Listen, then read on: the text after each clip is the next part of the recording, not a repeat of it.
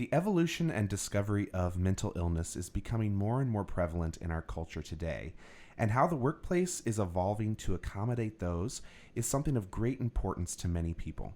We all know someone, perhaps including ourselves, that suffer with a mental illness, yet we carefully tiptoe around the subject in our workplaces to avoid the stigmas, stress, and sometimes the shame.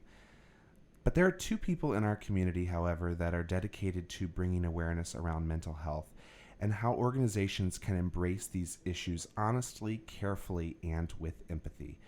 I'm so excited to welcome Laurie Healy, Head of Growth for Fuel Collective, and Mark Peterson, CEO of Charles Consulting, to today's podcast. Welcome to the show. Thank you. Thank you. So before we get started, Laurie, why don't we start with you? Can you tell us a little more about yourself, where you're from, your background, and what you're doing today with Fuel Collective? Yeah, absolutely. So you may not know this about me, but I'm actually an island girl, born in Honolulu, Hawaii. And when that climate could no longer compete with Moorhead, Minnesota, my parents moved us up here. And so I'm really a Midwest girl at heart, being raised in both Minnesota and Wisconsin with both my siblings, but have been in Minneapolis for probably the past 25 years. So that got me here, and I've been pretty involved in the tech industry here in Minneapolis, St. Paul since the late 90s, and happened upon Fuel Collective, which is a great startup and entrepreneurial community, almost 5 years ago, and that has me here today. Awesome. And you mentioned it, can you tell us a little more about what Fuel Collective is and what you do specifically with them? Absolutely. So we are a co-working space, an event venue, and a social club all wrapped into one. So we have 4 locations here in Minneapolis, St. Paul, and it's a place where startups, growing professional service businesses, and entrepreneurs can come together to be productive, but also be in a collaborative environment, working alongside other people to grow their businesses and their dreams. And so I head up all of our growth initiatives, working primarily with our small businesses and startups that are coming into our community and looking for a great community to be a part of. Nice. And we at Charles are members of Fuel You Collective. are. And I'll segue there. A lot of people that might have been listening to our podcast up until this episode probably don't know a lot about the organization that is the sponsor and that is, behind these podcast series. And so, Mark, as the CEO, why don't you tell us a little bit about Troust and where it's come from and what it does today? Oh, I'd love to do that. I wish I was an island guy. I actually grew up on the Mississippi River, so the only thing I was familiar with were sandbars. Okay. Water. Water. We got that common we got connection. That in common. So I was a corporate guy with IBM for many years, and had a chance to meet hundreds of companies and thousands of decision makers. And 20 years ago, I had the opportunity to co-found Troust. And Troust, by its name, Troust is an old Norwegian word, meaning to rely upon and have confidence in. It's an old Norse, old Norwegian word. And the focus of our organization is to build trusting relationships and help people develop solutions to their business, both in terms of how they run their business, but then how they use technology in enabling their business. So we're just upon our 20th year of being in business, serving the greater Midwest and the broader markets across the country. And I'm very glad that we're doing podcasts like this. Thank you, Dietrich. Yeah, you bet. It's been a lot of fun. And, part of us being members here at Fuel Collective and being a member of the community here, we often talk about, or we hear, it's kind of become a buzzword, but the mental health awareness activity is upon us, and it's really a great thing.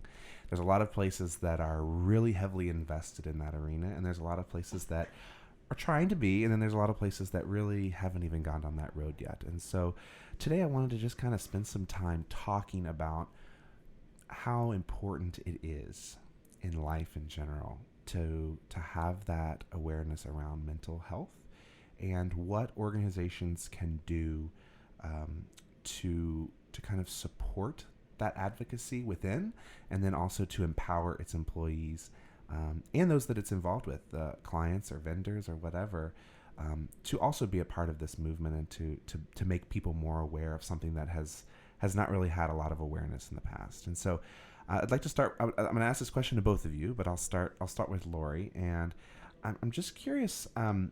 how you became so involved in this advocacy work. I know that you're very involved across the Twin Cities metro area in this work. And so I'd just love you to tell us a little more about what got you there. Yeah, absolutely. Well, wellness in the workplace has always been really important for me. So while I've had a corporate career for most of my life, one of the things that I would always do on the side would be teaching wellness courses, both physical fitness courses in the workplace, yoga, and things like that, because I always found that, we come to work and we're putting forth a lot of energy, and sometimes you just need a little bit of a break during the day. So just even that physical exertion, that wellness in the workplace, those activities are really important. But there was a turning point in my life about a couple of years ago, and I have a sibling that struggled with a substance use disorder for most of his adult life, and unfortunately he lost that battle in October of 2017. And at the time, we was a very difficult experience for our family, and it had been something for many years that we had struggled with, mostly in secrecy, really hiding behind the shame and stigma of having addiction connected with our family. And when I looked at what our family had gone through in terms of our journey, I looked at that and said, well, here we are living in this metro area where we have access to some of the greatest treatment resources and recovery resources. Generally, educated as a family, so knew how to maybe navigate the system. But yet we were still so lonely and completely lost. And I realized, we never talked about this really outside of our family unit because we were embarrassed by it. There was a lot of shame and stigma, and I thought, shouldn't have to be this way. So, in that situation, I think you can either go through an experience like that and be broken by it, or you can be broke open by it. And the latter for me is really what that did. And I had an experience when I came back to work after I had been gone for his funeral and taken some personal time. And I had a colleague at the time come up to me and say, you know what, I have a sibling who's also struggling with addiction. And I said, I had no idea. We don't talk about these things Right. at the workplace. And that's the thing. And that said to me, we should be, because people are coming to work every day and have these personal lives with some heavy stuff going on. And while it may not even be that person who's dealing themselves with maybe a mental illness or substance use disorder, they have family members and friends that are, and that takes a toll on us as friends and family members as well. So at that point I decided, I'm going to share my story. I don't know what that looks like yet, but along the way, once I started doing that, these doors started opening and people wanted to talk about it. And I found other people in the community, specifically in the technical community, that said these issues are important to me as well. And so we started hosting conversations at places like Mini Demo and Startup Week to get the conversations rolling, and that was very, very well received. Yeah, a lot of it, like you said, it affects more people than we know. And like you said, it might not be us specifically, the individual, but someone we were just talking about degrees of separation, right? Someone that's very close to us that is dealing with it. And so it's hard to start the conversation, but it's always fruitful once it is started. I agree with you on that. Mark, I'm curious about you. How did you and I have talked a little bit about mental health and how you place an important emphasis on that here at Troust. You do, and that's been something that I've noticed about you since I started here. And so I'm just curious where your life has taken you to have a realization that this is an important issue. This is something that everyone should be thinking about, and especially in the workplace. So what kind of brought you to that realization? Well, I think it starts with one of the deep burning fires inside of me is a real genuine interest in people. And I like to get to know people beyond just the transactional aspect of standing in line with somebody or doing business with somebody or attending an event. And you started our piece today about talking about the evolution and discovery. And for me, overall health starts with the individual. And I think as I've advanced in my career and my life, I've realized how precious every day is, not only to feel well physically, but to feel well mentally. And I think my years of work of being an advocate and active in helping people that are less fortunate and homeless has taught me that there's people out there that when you look at people on the surface, whether it's in your workplace or someone on the street, unless you take an extra moment to take a closer look and go beyond just asking, hey, how you doing? you can pick up on things about what that person has experienced and where they're at today. And I think overall mental well-being in terms of how I interact with people, how my company interacts with people, how we become part of a community, and we're conscious of how people are doing around us is really something that I stress in having a chance to talk to people about how important it is to take that extra moment to realize where someone else might be on that particular day or at that particular moment. Yeah, and that's really important for not only us at Troust, but also for a lot of people that are listening right now. It's some way that they can say, okay, how can I become more involved in this awareness or in this advocacy, right? Because there's so many people out there, including some people that I know, that they see it constantly in their workplace or they hear about it a little bit, but they don't know what to do about it, right? We don't have those foundational conversations, especially in corporate culture. It's very stigmatized, and often shame is centered around the topic, and that comes from years building up of years of that shame and those stigmas. But I'm curious, Laurie, if you were to sit across from someone right now that was in a leadership position at a Fortune 500 company or at a mom and pop shop that hires 12 people, or a mid-sized business, and you had the opportunity to sit across from someone that was really focused or was really looking at innovating their company culture or bringing their culture up to speed and to remain relevant with the current times, what would you tell them on how to involve their employees and make their employees more aware and make it more of a kosher thing to talk about? Yeah, absolutely. Well, I'm going to steal a little bit from Simon Sinek because I love what he says specifically about being a leader, right? He says, leadership, it's not a rank, it's a responsibility. And when you think about us as leaders, a lot of times you think about a leader being in charge, but really you need to flip that a little bit and think about, as leaders, we have people in our charge, and it's responsible for us to come alongside them and really understand what's going on in their life. So if you take that at a practical level, maybe take a look at sales, which can be very cutthroat, right? So you might maybe have someone on your sales team, they're not hitting their numbers. It's not looking good for the organization. I think a lot of times we hear about people getting put on plans. If you don't hit your plan, sorry, you're not gonna make the cut. But what if we as leaders were to come alongside those people and sit down with them instead of, we're gonna come up with this plan and we're gonna hold you accountable to this, but before that, have a conversation and say, hey, I noticed, your numbers aren't looking too great. What's going on? Is there something standing in the way that is preventing you from achieving your goal? And I think that having that mindset of understanding that we are responsible for the well-being of the people that are coming into our spaces every day, that's so important. And it might be the only connection point that they have throughout the day. Maybe there's some really tough stuff going on at home and they don't have anybody to talk about that. So I think as leaders, and I love what Mark says about, really taking that intentional time, right? We fly by our colleagues, hey, how you doing? What'd you do this weekend? Without Right. really taking the time to listen.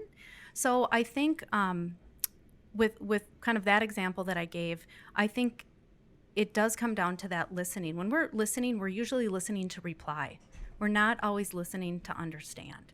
And I think that's a skill that all of us can be practicing more. I know that I'm working on that day by day. So I think those would be the two key lessons that I would share with somebody. And I would build off that. I think two things that I've seen our company do in its leadership and in its actions is, one, starting foundationally, we built things into our value statements around trust and integrity and respect. And then individually for myself, I keep an open door policy. I want people within our organization and with our clients to be able to talk to me about things that are important to them, that impact our work together and impact our way of making positive contribution to their lives. Yeah, it's very evident here at Troust, and so I know I can speak personally when I say I appreciate that, and I know that other people in the organization do as well. And I think that you make a really good point too, Laurie, that it comes from this place of caring about the employee or the the partner from a whole perspective, and having them, um, understanding them completely first before kind of getting into the details of their job, and especially as it pertains to, how can I help them be more aware of these stigmas and that exist in the workplace, and just know that I'm a supportive person, and I'm someone that they can talk to. I think so much of that is the issue, right? That you have a textbook definition of what a boss is, or what someone in executive leadership is, and God forbid you cross the line at all with them to talk about your personal life, because that doesn't have anything to do with your work life, which I think is starting to kind of turn over. Would you agree? Yeah, I think it is starting to come over, switch over. I feel like we're kind of at a tipping point, and I'm so appreciative of just even having this chance to have this discussion here today. But you're hearing this more and more across communities, that these conversations are happening in panels and forums and places like that. But I think it is important to also, understand and respect there certainly are things that people may not want to talk to their employers about, and that's absolutely fine. So, but I think we can also look at that as leaders in the organization and say, well, what are we doing to make sure that we have workplaces that are friendly when it comes to mental wellness, when it comes to substance use disorders, and a lot of times those are co-occurring. Correct. So it's things like, making sure that maybe there's a policy where you have a mental health day, right? And you have to give no reason for why you're taking it, but just taking a look at some of those ways in which the organization is run that can provide signals that we as an organization are concerned about your physical health, your mental health, and there's many different dynamics of that. Yeah, can you talk a little bit? I know you're very familiar with this scene, and you work with a lot of different businesses, so you might know a little bit about their policies. But what are some creative ways that you have seen organizations invest in wellness as a whole? I can think of a few examples off the top of my head, but I'm just curious about if you have any you'd like to share. Yeah, definitely. Well, I've seen some organizations when they do like a 1-day, 2-day planning session, whether it's a small organization or even larger, but bringing in a speaker on that topic, right? Doing a presentation just all around wellness, and how are you taking care of yourself as an individual? How does that extend into your family? Because again, I think these organizations that understand if we take care of our people, they're going to help us take care of the business. And part of that is being a well person, mind, body, and spirit. And so I think the organizations that are incorporating those types of activities into things like their planning sessions, or just even, ongoing within the business. One of the organizations I used to work for, we did, yoga over the lunch hour. And that would be a way that people could opt into doing something that wasn't work related at all, but it gave them a little bit of a bump during the day. So I'll try to think of some others here, but Mark, I'd be curious to know too what you've seen. Well, I was going to mention, I think one of the things that our organization loves so much about being part of Fuel Collective is we have a chance to be part of the energy, a part of the positivity of being in an environment like this, whether it's from big events or small events or just meeting people casually in the hallway. I think one of the things that we love is the fact that this place is a welcoming, warm, caring feeling place to work each and every day, and I never overlook that. Mm-hmm. There is something to be said about that too. I haven't really thought about that as much, but one of our colleagues, Wyatt, he and I have had this conversation too about why do we think that the co-working space is so popular? And you don't advertise in your materials that it's a place for you to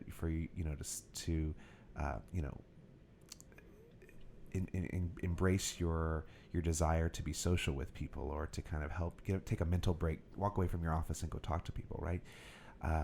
But that's exactly what it is. Wyatt describes this pulse, has like this heartbeat of like, you kind of, okay, I need to just close my computer for a minute.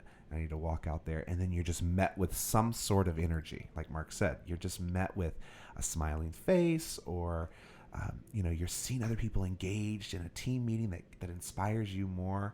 And so, innately, these facilities, and they're all over the world, Mm-hmm. right? They keep growing, are allowing for that to take place.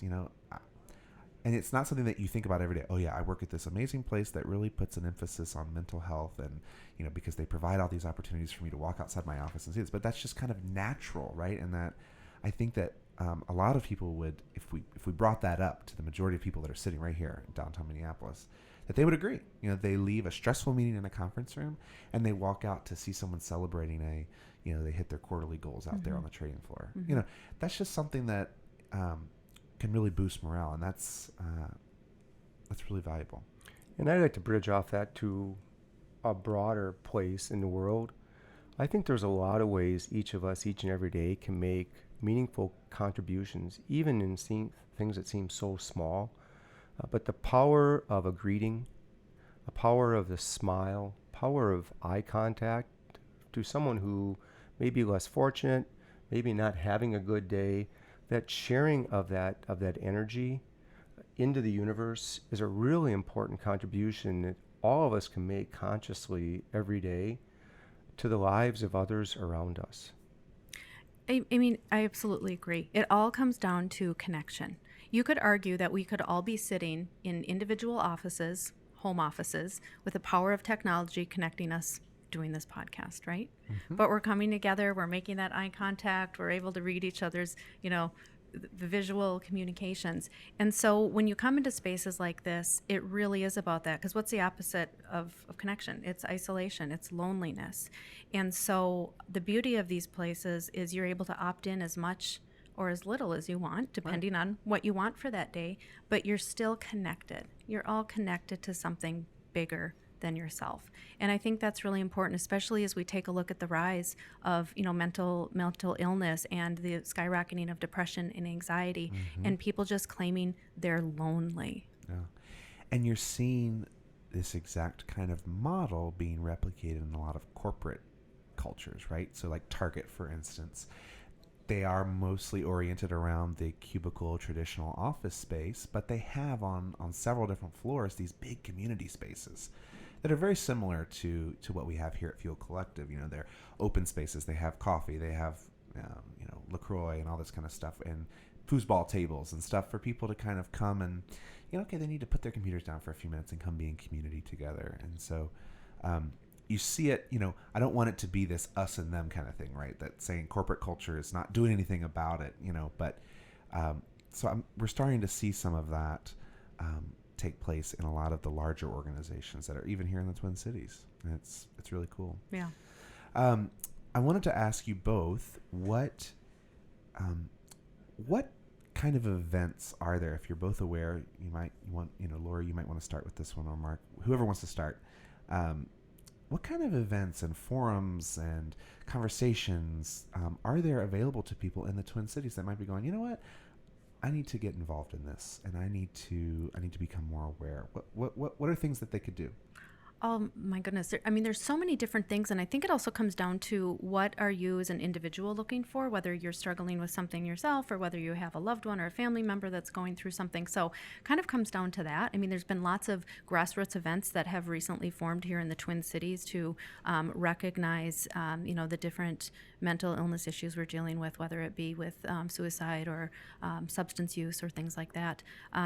But I also, I go back to social. There are some really great social groups to be a part of, to tap in, to find that connection. And I think that's important to also note for rural communities. I'm sure this podcast can be listened to anybody, right? So while there's some great resources here in Minneapolis, St. Paul, I think a lot of times for our rural communities, it can be hard to tap into those same events. So I think there's a lot of great stuff that's happening online. I always try to point people towards organizations that can be large in scale. So like ANAMI, which is the National Association of Mental Illness, or SAMHSA, which is a substance abuse and mental health awareness organization. And there's a lot of things going on at a local level to find education or tap into that. So I would start with that. And then I think I'll even go out on Eventbrite or on Facebook events, and it's amazing to see what I can find in terms of what's happening.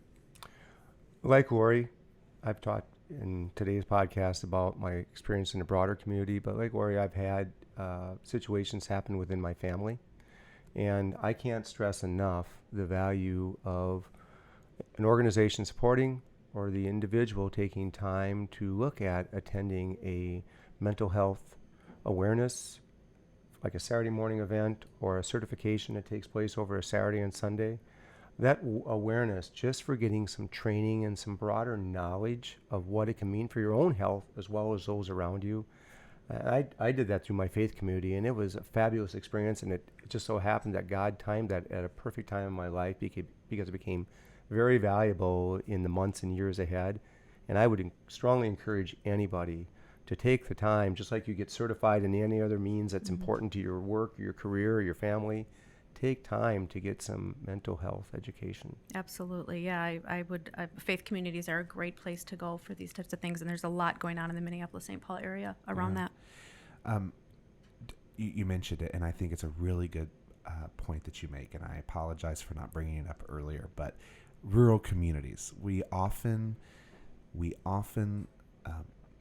I'll just say it. We often forget about them, right? Because we are so busy and we're just here in the hustle and bustle, and we talk about, well, what opportunities are here and in the Twin Cities. But there are people that are dealing with the same issues that are in communities where they're really lonely. Absolutely. You know, and so it's important for us to remember that too. And I'm curious do you know of any resources that are out there that can be more accessible to people in the rural community? Obviously, the internet is one area, but that only gets you so far. So I think that is where, again, a lot of people are going to have to start, because unless I'm going to go back to the whole area of substance use, because that's Right. where a lot of my experience comes from. Obviously, there's groups like Al-Anon, and in the rural communities, you're starting to see things like Al-Anon and AA take place for families, which is a pretty broad, model. But I don't know. I go back to technology. I think it's a very powerful way to reach a large group of people that are dealing with these types of things. And I think we're only going to start to see more and more solutions that people can tap into there. I think the quickest and fastest way to reach people right now. And a lot of times when people are dealing with these crisis situations, where are we going? We're going onto Google and we're searching for something. Yeah, and I've seen, just in my own perusal of the internet and trying to become more aware, there are amazing, in the corporate world, we use Zoom technology, right, which has these virtual conference rooms. And a lot of people are using that for wellness gyms. Absolutely. You're seeing a lot with e-therapy. Yeah, it's amazing. I have so many friends. And the reason I bring it up is because I see it on my Instagram, when I check it in the evening, and it's like so many people, and I'm seeing more and more and more people that are signing up for these, what they're calling virtual gyms. And they are wellness check-in points. And so you come in once a week and you meet with like 30 people in this chat room, but it's a video chat, and everyone gets to see everybody and say hello to everybody. But it allows you to kind of bring your goals and bring forward your, if you're trying to be more active, or you're trying to improve upon your mental health, or just, your wellness in general. It's this place for people to have this community, because they don't have one. And I've noticed that the people that I've seen that are involved with it are in more rural communities. So it's not like sitting across from someone, but it is the next best thing almost, and it's becoming so popular. Yeah, I also think, obviously, there have been a lot of podcasts that have popped up talking specifically about these issues, which then have communities related with them, where again people have these shared experiences that they're able to connect over. And for a lot of people, that's very healing. It's a way for them to maybe better understand a situation that they're going through themselves, or someone that they love is going through. So I think there's a lot of powerful ways for people to connect. I do think we've seen us come a long way, especially within the power of a larger city and the resources of a larger city and the focus of so many people and organizations. But there is a challenge for people that live in the outstate, in the smaller communities, to be aware of and have access to those things. And we've got a long way to go in people that live in more remote areas. Yeah, and I'm going to segue a little bit off of what you just said and talk a little bit about how House of Charity is there supporting people that are in our homeless community here in the Twin Cities. And can you talk a little bit about what House of Charity does to tackle this issue and to help them achieve their independence? Right. Well, I think first of all, House Charity starts, 75 years of it, starts by shining a beacon out to the community through the form of a warm meal. So people know that they can come to our food center and enjoy a meal, and with that, some camaraderie and some time with other people. And through that experience, they get connected, they get exposed to the services that could lead to someplace warm to sleep that night, or ultimately to affordable housing, or programming for dealing with a substance abuse issue or mental health issues. So it really starts with giving a reason for someone to come and experience House of Charity, and that happens through a warm meal. Yes, and there's other organizations too in the Twin Cities Mm-hmm. that do similar things and that welcome people in that are part of the homeless community. Because I don't know the statistic, I'm not going to quote it, but I was reading an article about how there is a growing number of people in the homeless community that are struggling very hard with mental health issues or substance use disorders, and it only gets worse once they enter into that homeless community. And so it's great that there are organizations out there that are working hard, and individuals too that are out there, volunteering their time to show how important life is. So. Yeah, I'm amazed by this community. I mean, I feel really fortunate to be living where we live, because I take a look at all these situations where people typically feel very powerless or very hopeless. And there's so many great organizations and people that are trying to change the trajectory of that and say, no, like, actually, you can be powerful in this situation. You can be hopeful. And that's really encouraging to see. I agree. We have a long way to go. But I think the more that we're having these types of conversations, bringing awareness and just breaking down that stigma, everybody can take a part in that. Yeah, I'm curious. We're going to kind of wrap it up here, but if you have any parting thoughts about anything that we've talked about today, or any sage words of advice that you would pass on to people that are listening right now. Well, I think it's important that we all be thankful every day for not only feeling well, but giving ourselves a check of how we're doing in our mental well-being. And I think life can be very fragile, and it starts with each of us individually. And if we're having a good day, if we can find a way to share that and share that caring with others, I would start there. Yeah, that's great. Back to what I said earlier, just really listening to people, take the time to really hear what they're saying. I think that's one. And then I think for people that are struggling right now, I mean, those are the people that I would really want to talk to and say, you are not alone. You may feel very alone, but you're not. And so speak up, reach out, whether that's the individual themselves struggling or a family or loved ones. There's other people out there to help you. And it can be very difficult to navigate that, but there are people out there that are just waiting to help you do that. So speaking up and reaching out so that you can get that connection, get away from the isolation and into connection. It's so amazing. I have a friend specifically that when we talk, and she suffers a lot with her mental illnesses, and she often thinks that she's the only one that has this problem. That, oh well, I can't tell anybody because no one else is dealing with that. And I'm like, no, wait. I've heard from so many other people that have the same story, and they've gotten so far because they've sought help, and that's kind of my role. And I'm kind of opening up a little bit of vulnerability here about that, but it's this piece of, and even me myself in certain issues, that it's like, you think you're the only person that's dealing with that issue. And that sounds very simple for you to go, oh, well, no, there's no way you're the only one. But when you're stuck in that hole, that's all you think, right? Because that's your thoughts, that's everything. And so it is really important to, whatever you can, in the smallest sense, speak out. And I do think that the workplace can be a place that is the first to tell you, you can speak out about this.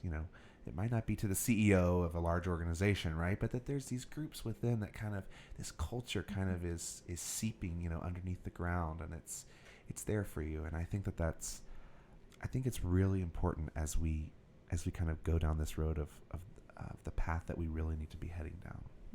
Absolutely. And just one closing thought. I know we need to wrap up, but I think it's important that we remember that these are diseases we're dealing with. Mental illness, substance use, these are diseases, and they have been treated historically very different than other diseases like diabetes or heart disease. Right. So I think that's why people like your friend have trouble speaking out, because they've been stigmatized and shamed. It's And so so as a community, we need to realize these are diseases of the brain that we need to be treating in a holistic and healthy manner. Well, this was such a great conversation, and I feel like we could talk for a while about it. And I really appreciate both of your honest and supportive visions that you bring to this topic. And, Thank you. I really appreciate, Laurie, what you had to say about your journey, and also Mark, how you have kind of brought the light of mental health awareness to your organization. And so thanks for being with us today. Thanks, Dietrich. All right. Now, I can tell you've both been waiting for this. So this is the fun part of our podcast, right? I mean, it's been fun, but kind of let our hair down a little bit, and we're going to play a little game of trivia. So the way to work is I will ask 4 questions, 2 to each of you, and you can tag team it if you want, okay? So, but mostly the questions mostly deal with something having to do with Minnesota, or something happening, current events in this country. I don't think I have too much other than Minnesota, but that's okay. And then for every what we've been doing in our podcast series is every question that you get right, we Trust makes a donation to the House of Charity, which is, like Mark said, a nonprofit that helps people achieve independence. So with that, are we ready to go? We are ready. So Okay. ready. All right, Laurie, I'll let you go first. Oh, great. All right, number 1. Which Minnesota State Fair food contains the most calories? I'm going to have to go with my gut reaction and go with the cheese curds. Okay, you're similar. You're on the savory side. Go on the sweeter side. Snickers, like The deep fried candy bars? yes. Okay. Yes. Wow. They didn't actually give a Deep calorie fried. count. Okay. But I can Well, imagine. it has to depend on the serving size too, right? I mean, if I eat that whole thing of cheese curds, that's Or that whole bucket of cookies. that's a lot. now That's a lot of calories. I think we need to, have someone go do some investigation. right. Because if you eat that entire bucket of cookies, I think you have more of an issue than calories. Yeah, I think you're right. All right, Mark. This one's just for you. Number 2. What's the real birthplace of Garrison Keillor, host of Prairie Home Companion and famous for his fictional hometown of Lake Wobegon, Minnesota? Well, I think that would be Albany, Minnesota. Well, you have the letter right, but it's another A. It's another A. It's in the north suburbs. Would it be Anoka? Anoka? Anoka. Thank you. Okay. Yeah. Thanks for the help, DJ. Where is Albany? I'm just curious. Just a little north of St. Cloud, Okay. if I'm right. I think you're right. Perhaps he lived there at some point, but well, cool. Number 3. All right, Laurie, back to you. Okay. From 1967 to 1993, there was a professional hockey team that played their home games in Bloomington. They were called the Minnesota. North Stars. The reason I put that in there is because Mark was talking. He accidentally said North Stars the other day instead of Wild. So I was like, oh, you know what? That'd be a good trivia question. But I knew he would get that one, so he couldn't have that one. Okay, Mark. Last one's for you. True or false? Minnesota contains more miles of shoreline than California, Florida, and Hawaii combined. That would be true. That's right. All right. Now, the person that I got this information from did say that it's true, but it's only true if you count all the rivers and streams, in addition to all the lakes. Wow. But, it's up there. I wonder who had to do the research on that. Yeah. Not the job I would want. No. Well, good. We got all 4. Yay! That was fun. Thank you, for Dietrich. playing.